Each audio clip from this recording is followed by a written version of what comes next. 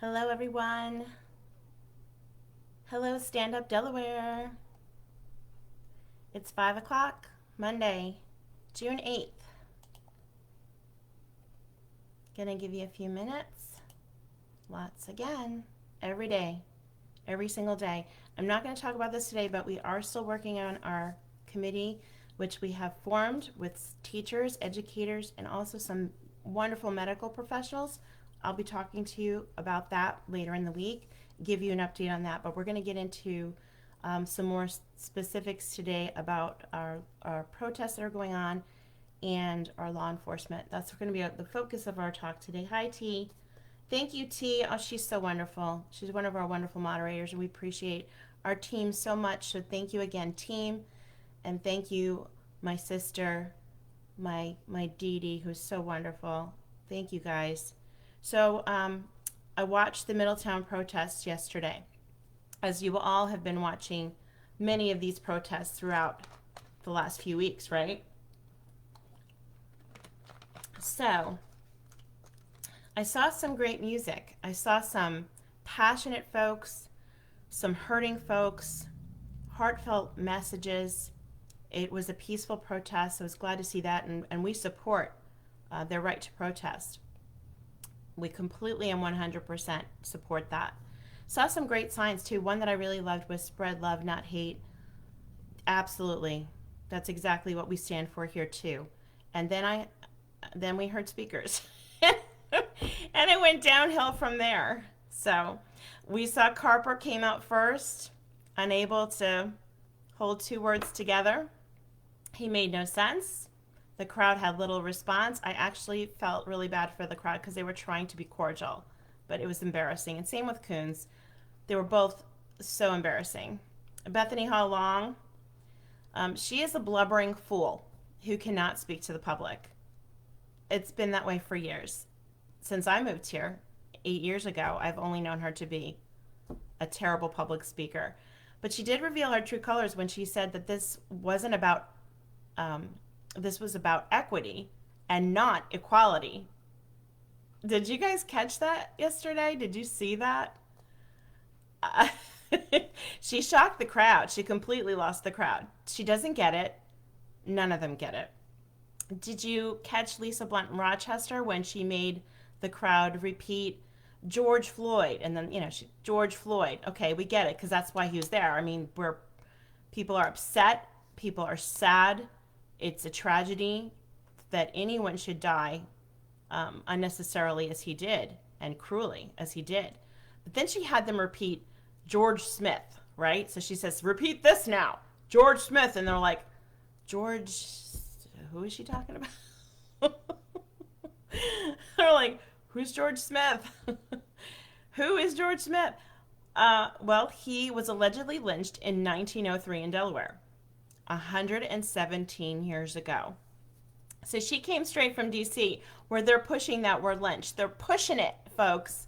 Lynch. They're pushing it. Because Pelosi even said this morning that there's still no law against lynching. Oh, my. I just can't. There's no explanation for a lot of it. But I watched the video, all of it, immediately after they marched yesterday, and today the video is gone. It was taken down. And I think I know why. Democrats were very embarrassed by their behavior. Not the protesters. They were peaceful. But Democrat elected officials, the majority of them were very embarrassing yesterday. Very. So let's talk about law enforcement. That's really what I wanted to talk about today. I stated on Thursday in my Live at 5 that systemic racism is not an issue with law enforcement. And I spoke the truth. If you look at the studies, the statistics, the research, whites are disproportionately killed by cops when you look at not only the population, but at the percentages and statistics of who commits the crimes in the United States. When we hold our rallies, we get our permits. We introduce ourselves. We've explained our intent and had great conversations with law enforcement. We even took advice from them, recommended CDC guidelines. I mean, I even sprayed down disinfectant in the porta potties. Our priority has always been and continues to be reducing risk and keeping folks safe and always respecting law enforcement as we practice our First Amendment rights. That's still the same today. That's how this group functions. What about the protests we have seen in the last few weeks? Even the one in Middletown had no social distancing, none. Some were not wearing masks. Microphone was not disinfected between speakers, even before or after the singer. And you know how Dr. Rattay feels about singing, right? We know that. More nonsense. Anyway, in Wilmington and in Dover and at the Christiana Mall, there was violence. Were there any arrests? Were there any citations?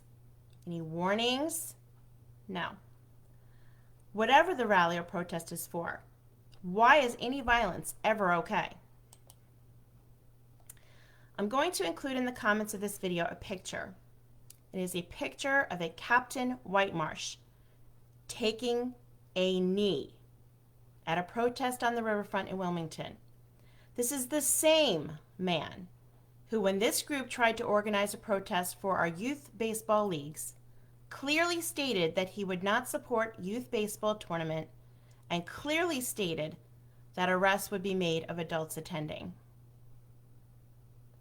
I want to stress that this group is pro-law enforcement, always, even when we may not agree. But this guy, he took a knee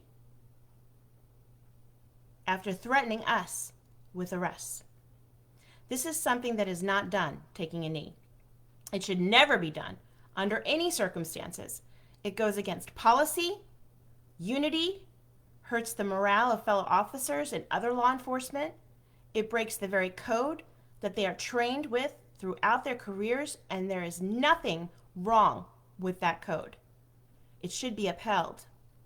Yes, they are public servants, and they are here to serve and protect. But to take a knee is a sign of weakness, submission, and cowardice. It is not ever a sign of unity. Ever. It was inappropriate and disgraceful. This captain is in the minority. I want you guys to know that. To have felt it necessary to bow down to this cop-hating agenda, which is exactly what he did. I don't know if he regrets it. I hope he does.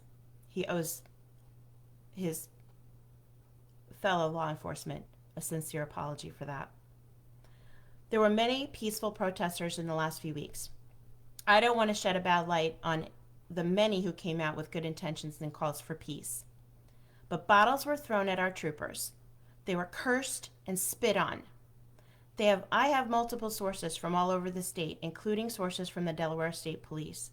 They have been forced to work 50-plus hours overtime. They are exhausted and fatigued. Troopers who have been working these protests are now going home sick with fevers, symptoms of COVID-19. That's right.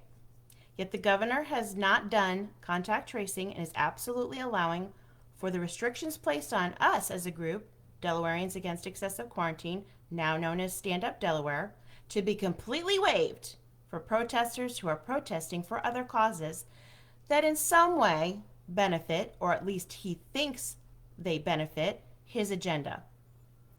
Yet another cover-up from Carney. Remember in the beginning of this movement when I revealed on a video just like this that the governor was with a state trooper, one of his security detail, who was symptomatic for a week while being in close quarters with the governor, a vehicle multiple times, and then this trooper tested positive for COVID-19. The trooper went home for a few days and recovered. But no one, 14-day quarantine. Not for him, not for the troop, and not for the governor or anyone on his staff. Another cover-up. So essentially, the jig is up, right? The jig has been up. This was supposed to be a very deadly virus, yet the governor was not concerned. He's still not concerned. He's obviously not concerned about protesters, right? He's not concerned about the state of Delaware police, right? Not concerned with families of protesters or families of state troopers. The jig is up, folks, and it's been up. I'm sorry, but I am not sorry. I know that this is a nonpartisan group, and it truly is, but I am going to call out the Democrat Party of Delaware right now. During these protests, the Democrats are at the ready to register you and tell you how to vote. What they fail to tell you is that if it is true that there is systemic racism, and specifically with law enforcement in Delaware, why haven't they done anything about it in 27 years of one-party rule? Can we ask ourselves that, please?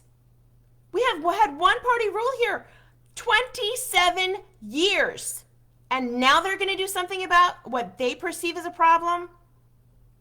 The rantings of the ridiculous Bethany Hall Long fell so short yesterday in Middletown, where the mayor of Middletown, a Democrat, has been in office for 35 years. Folks, they think we're stupid, but we're not stupid. We are not stupid, but we are silent. We must be silent no more. The crazies you are seeing right now, the racists calling others racist because they may have a different view of what's happening in our world, they are in the minority. They're just louder. They may be a little bit more visible at the moment, for a moment, but we have to change that, and we can. Ignore social media groups that are just out there for a witch hunt. Please, ignore them. They have zero credibility. They can only hurt you if you let them. So don't. Let me say this. There are racists out there. They do exist, but they're few. Racism has decreased every single year since the 1960s. Or how do we have a Supreme Court justice who is African American? Secretary of HUD right now is African American. Many of the largest cities' mayors in our country are African American. Most of the chiefs of police, did you hear that? Most of the chiefs of police in major cities in the United States are African American. And we just had a 2-term president of the United States of America who was African American. According to the United States Census in 2019, just last year, 13.4% of the U.S. is African American. If there was systemic racism, do you really think Barack Obama would have been elected president twice? Stand up, Delaware. We are Stand Up Delaware. We put fear aside with the Chinese virus, COVID-19. We need to continue to move forward without fear. We are a compassionate, truth-seeking, peacekeeping, freedom-loving group of people, and we are patient. We were told 2 weeks to flatten the curve. And this group, born on April 13th, have presented facts, revealed lies, and facilitated ways for folks to have a voice, all in less than 2 months. I'm very proud of this group. So where are we today? Tomorrow is 90 days of this state of emergency. We are still shut down, folks. Most restrictions are still on us. Businesses cannot open, function, survive, let alone thrive. Churches are still not reopening, and I don't understand that at all. Stop being afraid. If you stand on truth, the enemy cannot hurt you. State troopers, please do not take a knee. Thank you. I understand that you are in a terrible place where the Attorney General, at the request of the governor, has forced you to stand down. But we stand by your sides. Please be encouraged by that. We are pro-law enforcement, and we stand by your sides. Stand strong. Folks, know that you're in the majority. You are. And don't give up hope.